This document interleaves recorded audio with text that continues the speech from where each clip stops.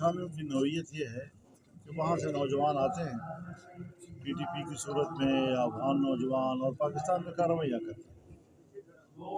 यकीनन ये एक बड़ी शिकायत है पाकिस्तान की, और सिर्फ पाकिस्तान के इस्टेब्लिशमेंट की नहीं, फ़ौज की नहीं, अवाम की भी शिकायत है। लेकिन ताकत के ज़रिए रोब दबदबे के हवाले से हम ये सोचें कि मसला हल हो जाएगा।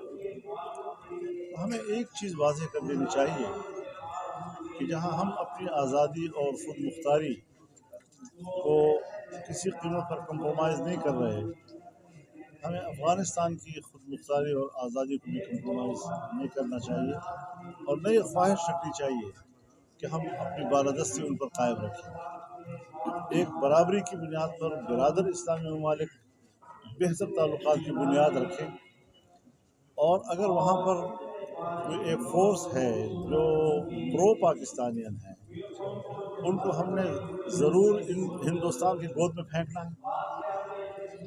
हम अगर शिकायत करते हैं कि वज़ीर ख़ारिजा जो है अफ़गानिस्तान का इंडिया क्यों गया, तो उसको तो पाकिस्तान आना था, पाकिस्तान आने का शेड्यूल आ चुका था, क्यों मनसूख हुआ?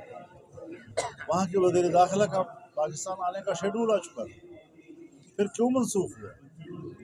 अगर वज़ीर दाखिला अफ़गानिस्तान, वज़ीर ख़ारिजा अफ़गानिस्तान दोनों पाकिस्तान आ रहे हैं और थोड़े थोड़े फासले के साथ आ रहे हैं, पूरे शेड्यूल तय हो चुका है, जब आप उनके दौरे कैंसिल करेंगे और मनसूख करेंगे तो उनकी तो मुल्क है, कहीं भी जाना हो, किसी से बात तो करनी होगी। ये सारी वो चीज़ें हैं कि जिस पर हमें बड़ी संजीदगी के साथ ज़िम्मेदाराना स्टेट की बुनियाद पर और गहरे सियासत के साथ हमें आपका गौर करना होगा, ताकि हम किसी बड़ी मुश्किल की तरफ ना जाएं।